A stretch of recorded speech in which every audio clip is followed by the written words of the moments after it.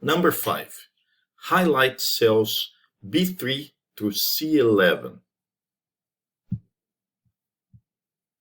B3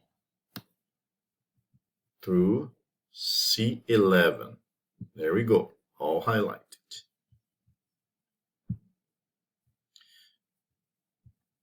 Create a column chart and make it as a new sheet.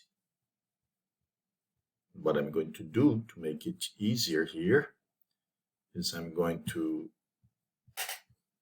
once it has been selected, I will go to Insert, and this is the column chart right here.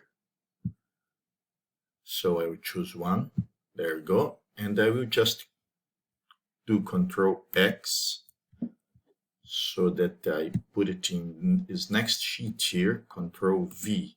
Here it is, my chart, as it was asked. However, it just says yet has a sensible title, has labeled the axis. Let's see. Sensible title, age.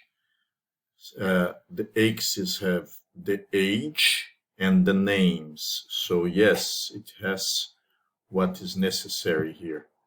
Does not have a legend. Yeah, doesn't have a legend here. And is on a new sheet. Yes, it's on a new sheet right here. So this is done.